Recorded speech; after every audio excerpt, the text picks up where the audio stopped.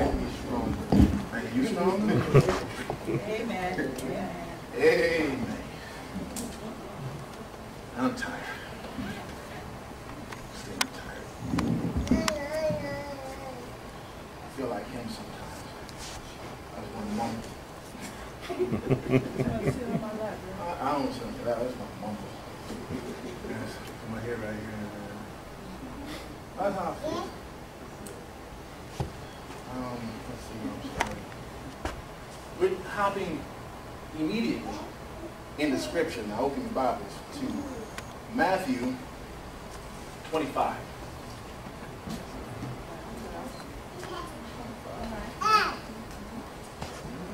And starting 14. I'm going to come from King James. I print it out because either that or I've been reading it off my phone with my King James. This big.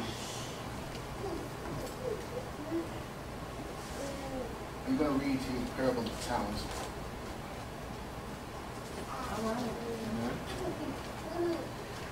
Find it. Funny that Pastor Wilson yesterday brought it up. And I said, I'm coming. Now, if we all had it, say, I got it. I got it. Yes. Thank you, kindly. Matthew 25, starting at 14. For the kingdom of heaven is as a man traveling into a far country, who called his own servants and delivered unto them his goods. And unto one he gave 5 talents, to another 2, and to another 1.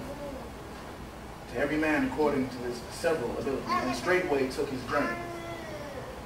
Then he that had received the 5 talents went and traded with the same, and made them other 5 talents.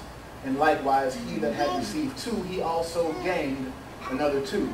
But he that had received 1 went and digged in the earth and hid his Lord's money. After a long time, the Lord of those servants come and reckoned with them. And so he that received 5 talents came and brought other 5 talents, saying, Lord, thou deliverest unto me 5 talents. Behold, I have gained beside them 5 talents more. The Lord said unto him, Well done, thou good and faithful servant. Thou hast been faithful over a few things.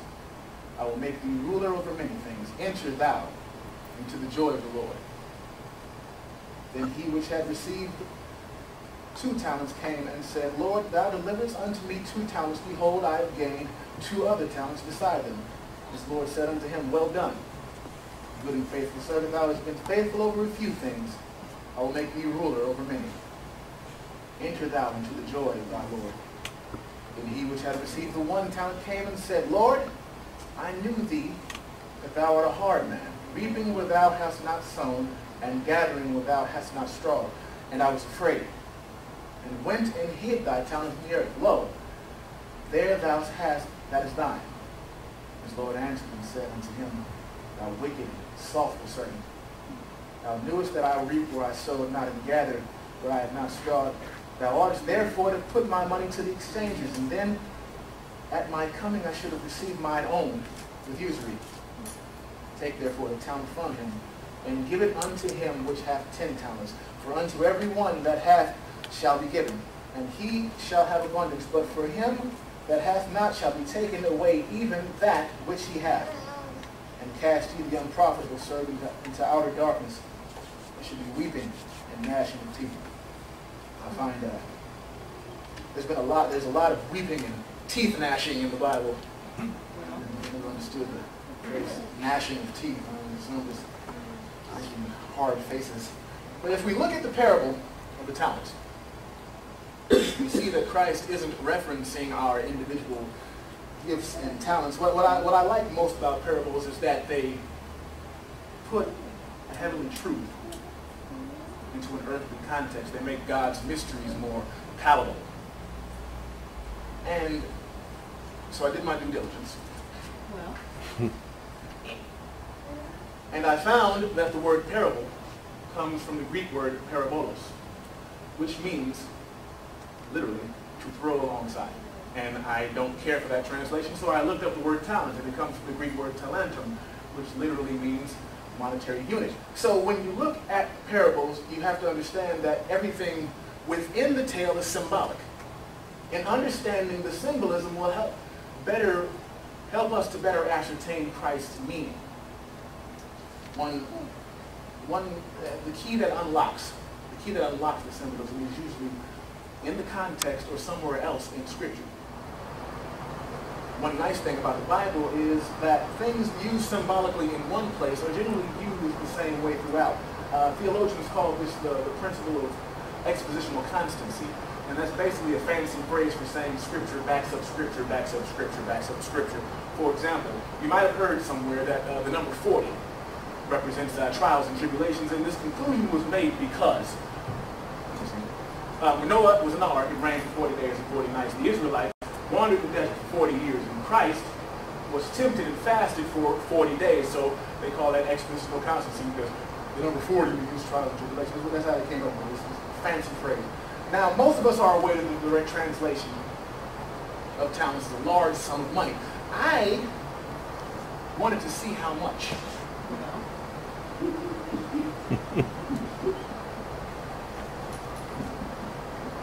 So,